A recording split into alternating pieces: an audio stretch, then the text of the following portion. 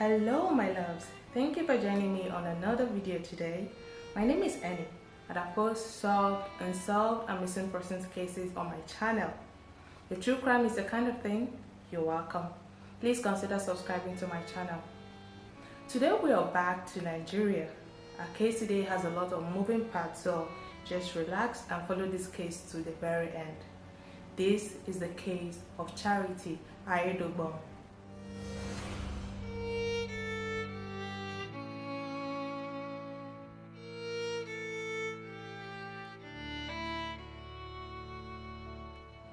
Charity AIYEDOGBON, who was popularly called Chacha Deep Deal the Hammer, was a very lively and savvy businesswoman who owned Chavid Limited. Chavid Limited was a joint venture between her and her then estranged husband David AIYEDOGBON. It consisted of a fashion design business and a restaurant which was located in the nation's capital, Abuja. She was a mother of 4 children and was estranged from her husband of 25 years at the time of this case. Charity was a very active Facebook user. Everyone that was aware of her on social media knew her as Chacha Deep Deal the Hammer. She was a member of a popular Facebook group called FIN, which at the time meant females in Nigeria. I think now it has been rebranded to include other females outside the country, so it's now called Females In. FIN is a private Facebook group where members can pour out their hearts without being judged or ridiculed. It has over 1 million group members, and Charity was a very active member in this group. She had a lot to say in this group. She made FIN her happy place where she could post her innermost thoughts and just vent whenever she needed an outlet. This post would later on become an integral part of the investigation into her case when she suddenly went missing. Her last Facebook update was made at about 11 minutes past 9 a.m. on the 11th of May 2016. The post was a picture of her just sitting in a vehicle with the caption, "Going on a road trip." Before we go into all of the details of how Charity had gotten missing, let me take you back a bit so that you have an insight into how all of this began to happen in the first place. So Charity met her estranged husband, David AIYEDOGBON, at a very early age. And by 1988, at 16 years of age, she was already married to him. Theirs was a grace-to-grace story. They both had nothing when they started out, but with time things began to become better for them. David, as a civil servant, began to grow up the ladder in the civil service, and life was becoming better and better. As their income grew, so did their family. Altogether, they had 4 children, like I mentioned earlier. But just like in most marriages, while life seemed to be good from the outside, it wasn't the same at the home front. So according to numerous posts made by Charity herself on FIN, the private group that I talked about earlier, the marriage was very tumultuous. It was full of domestic violence situations, meddling in-laws, voodoo, embezzlement of public funds by David, as well as fraud and money laundering. According to Charity, she endured until she couldn't take it anymore. So in May of 2014, she moved out of their shared home, leaving her husband and her now grown children behind. Charity and David, in the course of their marriage, had a joint business which they called Chavid, the same business I spoke about earlier, that's the restaurant and the other business. So as soon as Charity left David, she started demanding for the dissolution of these businesses. She was also requesting for a large sum of money, which allegedly was about 150 million naira, to be given to her as settlement, as she has been a part of the growth of the business, and she also was right there, right from the very beginning when David had nothing. As at the time of Charity being estranged from David, David had become very, very rich. He was a rich man. Money which Charity said was gotten from fraudulent activities and voodoo or money rituals, which she admitted to have witnessed and even partly taken part in. According to her, David had opened several bank accounts in her name through which he laundered money. So she knew this for a fact. She knew that there was money laundering because her accounts were also being used.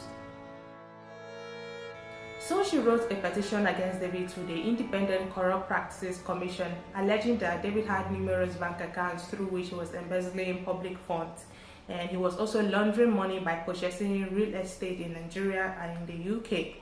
This petition, according to David, later on was dismissed due to lack of evidence. Charity at a point had contacted David and demanded her own share of the properties and the sum of 150 million naira, like I said before. I am not sure what happened after she made this demand, but something transpired between Charity, David, and her children that prompted her attorney, Barrister Nsisak, to file a lawsuit against David and the children on the 26th of April 2016. I couldn't find information on exactly what that lawsuit was about, but things began to escalate pretty quickly from here on. In Charity alleged that David, her estranged husband, was putting ideas in her children's mind against her. While all of this was going on, Charity was said to have been sued by other persons on issues unrelated to her and David's situation. I think it was for an alleged fraudulent activity, and the court demanded she paid back the sum of 200 million naira to one Chibuzo Ogugwa and Chigozie Eme in damages for losses suffered on the grounds of unauthorized and fabricated valuation report. This ruling was in March of 2016. Some people speculate that this was the reason she was fighting so hard for the properties and 150 million naira from David. It was also said Charity claimed that David had forged her signature on documents that implicated her in this whole valuation situation, so she deserved every bit of what she was demanding from him. Apart from the issues with David and the children, I think something else must have been going on with Charity, which she never disclosed to anyone, because she began to receive threats to her life via text messages. So she contracted a technician to install CCTV cameras in her rented apartment in Gwarimpa, Abuja.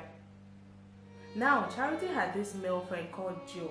I couldn't find his surname, so we're just going to be calling him Joe.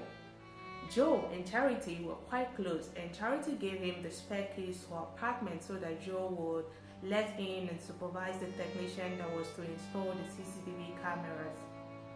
It was while all of this was going on that at about 11 minutes past 9 a.m.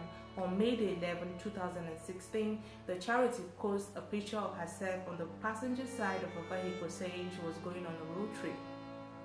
Now, even before this post was made, her close friends had been trying to reach her to no avail. Her 3 mobile phone lines were not connecting and she didn't come online as usual like she does every day.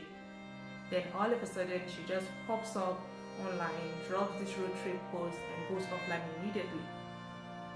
The typical Charity will stick around after each post to engage comments. This behavior of course didn't go unnoticed. It was kind of like odd for her, you know. So her online friends picked up on it. They knew that something was up, but they didn't know exactly what was going on with her. Days go by and no one hears from Charity. Her friends are now really worried and frantic. They started searching for her everywhere they could. Her co-tenants actually assumed she had traveled when they didn't see her because she liked traveling a lot for business. Then on the 7th day of her disappearance, a friend of hers made a post on Facebook and it partly read, "Well, I have to report here that we have not seen nor heard from Chacha for 7 days today." She made a post that she was going on a road trip. She's wearing the same top, hairdo and necklace with a picture on her WhatsApp. So we have made a police report today, as efforts to get across to her have been futile. So this was the day Charity was formally reported as a missing person. As the news broke that Charity was missing, a lot of rumors began to fly around and her post on Finn, which was supposed to be private by the way, started showing up on different blogs on the internet. A lot of individuals judged Charity very harshly for what they read about her while she was still missing. Some individuals alleged that there was more to her nickname, Chacha Deep Deal the Hammer. They even insinuated that she had gotten herself entangled in something way above her that she couldn't handle, so she might have been missing by her own volition.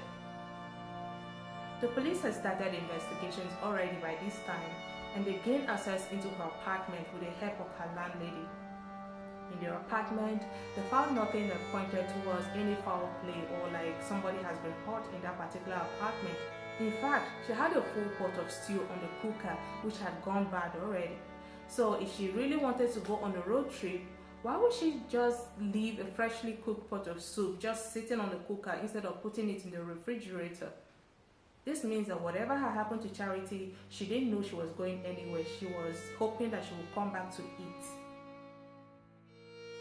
Now, one confusing thing that happened was that Charity's attorney, Barrister Ntisak, said that on the 18th of May 2016, which is 8 days after she had gone missing, Charity had come to see him and that a staff of his had accompanied her to sign some documents at the courthouse. This revelation was kind of weird. It made people to wonder if the rumor about Charity hiding was true. How can she be declared missing yet she was popping up to sign documents discreetly? Something at this point was just not adding up or making sense to a lot of people. Meanwhile, when news of Charity missing first started circulating, her eldest daughter had called her father David to let him know what was going on. David was out of the country at that time. He felt like it was yet another plot orchestrated by Charity because it was not the first time she had gone missing. Allegedly, in May of 2014, Charity went into hiding and was declared missing for about 6 days. But after 6 days of her missing, authorities invited a man who was said to be her friend for questioning. After his encounter with the police, this man allegedly brought Charity out of hiding. See why David wasn't taking this time seriously? He assumed that she was just at it again. When Charity was forced out of hiding the first time, she filed a lawsuit against the Commissioner of Police and her estranged husband for infringement on her rights. Like I said before, this case has a lot of moving parts, so I'm hoping you will stay with me and you continue to stay to the end because it's very interesting. At this stage of the case comes in loudmouth Harvard-trained lawyer Barrister Ephraim Emeka Ubonyi. Barrister Emeka owned a Facebook group called Due Process Advocates. He entered the scene with a bang. When it came to this case, he was making a lot of claims and accusations and statements with very wild and unsubstantiated allegations against Charity's estranged husband David. This lawyer stated as a matter of fact that he has overwhelming evidence that proves that David, Charity's husband, was responsible for her missing and that David had ordered that Charity's life be taken. So Charity was no longer alive, courtesy David. When people who follow his Due Process Facebook page pointed out the red flags in his accusations and began to ask him questions, he just seemed to know too much about Charity no longer being alive. He didn't say anything when they asked him all these questions. This man just continued insisting on what he had said without caution, never giving any straight answers. He was just causing confusion here and there, thereby fueling the accusations against David that he really didn't know what happened to Charity. He first of all said that he was approached by Charity's friends and family while he was away in the US to look into the case. But it will later on be found out that, in fact, at the time that Charity had gone missing, he was in Abuja, Nigeria. That's on the 10th, 11th, and 12th, the first days of Charity missing. He claimed that Charity's life had already been taken even before that road trip Facebook post was made on her page.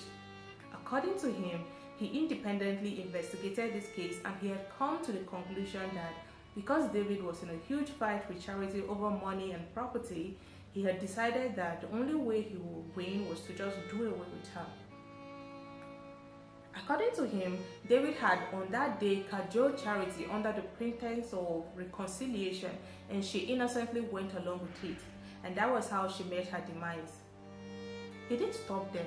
He claimed further that because David was very rich, he was using his influence to buy the authorities, and he had evidence and facts to back this up according to him.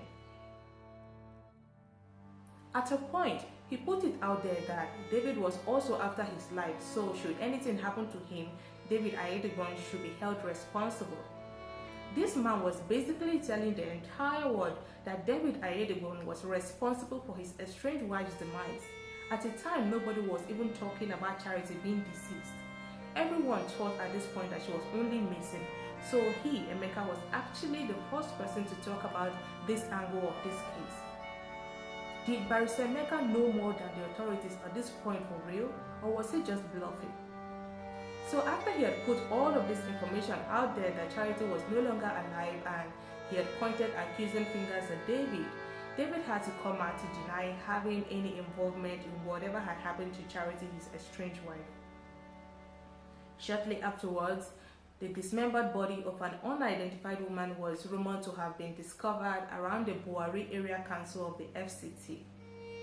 People began to say it was Charity's remains that had been found. The body was actually discovered by some school children. That's the part I don't like. You can imagine the harm that discovery will cause to their mental health. And in Nigeria, mental health is not taken seriously. I'm only praying these children are doing alright as of today. Same Barrister Emeka went ahead to post uncensored photos of these body parts that were found in Buhari on his Facebook page, claiming he knew for sure they were those of the missing Charity.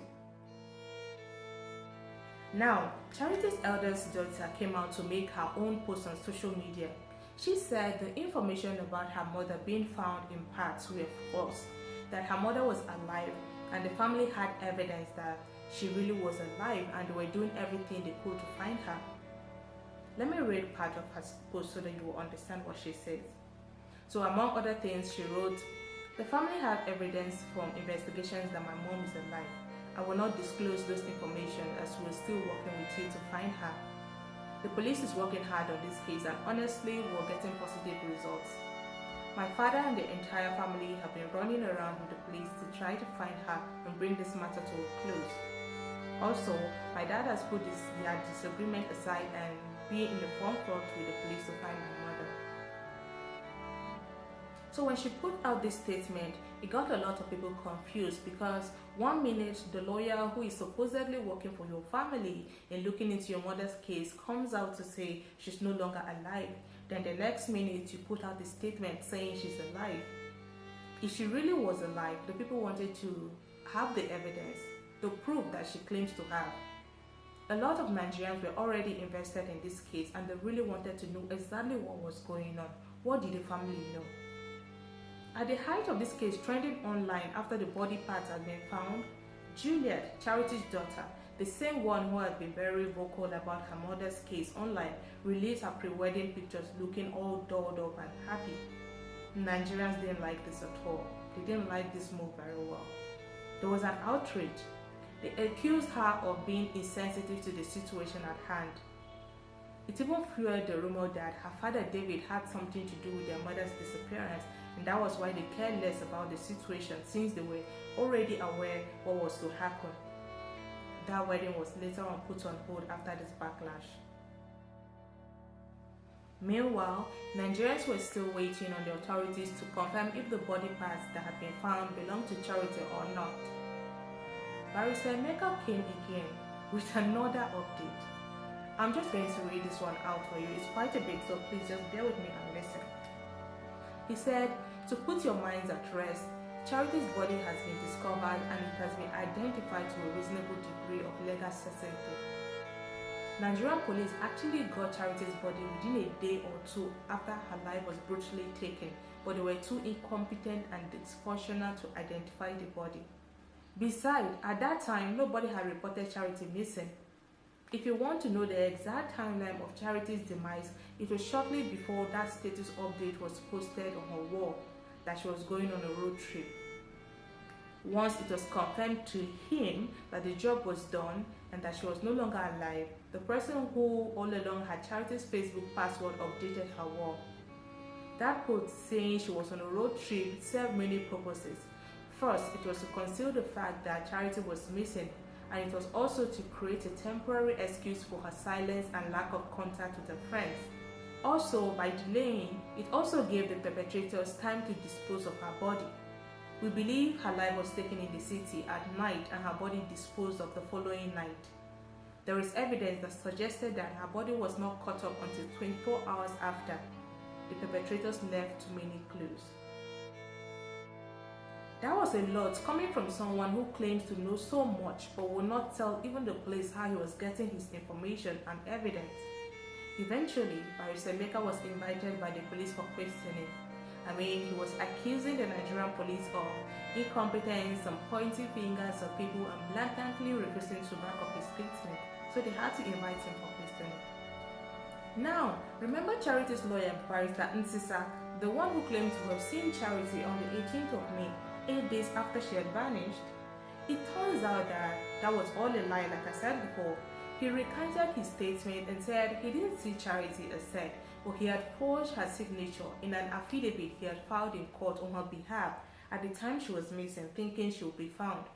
So he had to find a way to cover up what he had done. That's why he claimed to have seen her even though he didn't see her.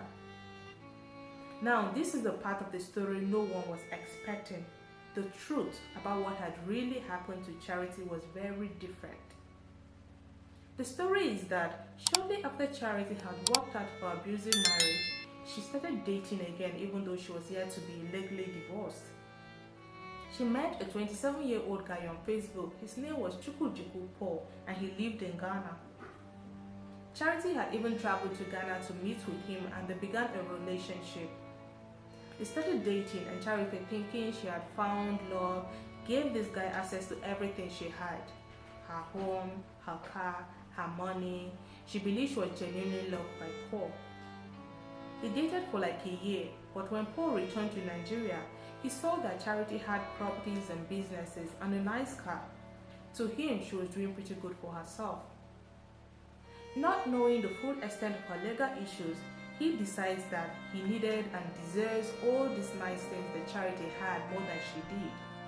So he comes up with a plan to take her car, an Acura MDS, her money and other properties after he and Charity started having issues in their relationship. According to him, Charity was older and was supposed to be like his sugar mommy, yet he wasn't benefiting anything from her. She wasn't giving him money and all that good life that comes with having an older girlfriend. So on that day, the 8th of May 2016, he decided he was going to do away with her for good.